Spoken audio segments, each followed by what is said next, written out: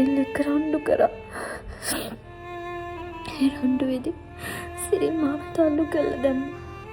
මට මතක එච්චරමයි.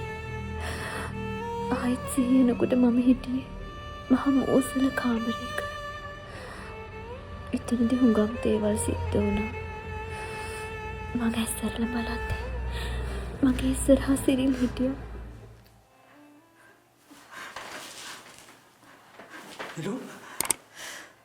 නිලු කලබල වෙන්න එපා නිලු. නෑ කරදරයක් කරන්නේ නෑ මම. ඔයාට කොහොමද? ඔයාට කරදරයක් නෑ නේද? නෑ බය වෙන්න එපා. මම ඔයාට කරදරයක් කරන්නේ නෑ ආවේ. ආපා. නිලු මහන්. නෑ නිලු පොඩ්ඩක් කොහොම ඉන්න. මේ ආපා. මම ආදරේ කරන්න දන්නේ නැහැ නෙළුම්. හැබැයි මම ඉගෙන ගන්න. මට උඹ ඕනේ.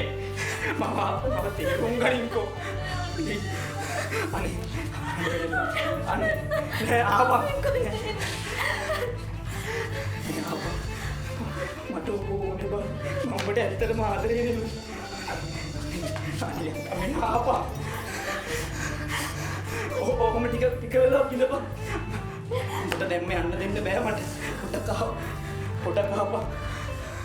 උඹට මම කරදරයක් කරන්නේ නෑ. ඔහොම ඉඳපන්. මට උත්තරයක් දීපන්. මට උත්තරයක් දීපන් දිගෝ. ඒක මම කියන දේ ආපා. උඹට යන්න දෙන්න බෑ මට. ටික තේරුම් ගනින්කෝ. ඔහොම ඉඳපන් පොඩ්ඩක්.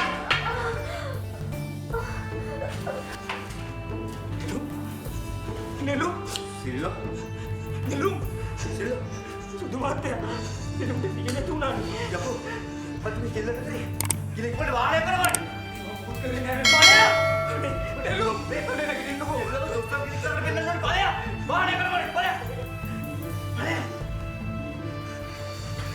බලය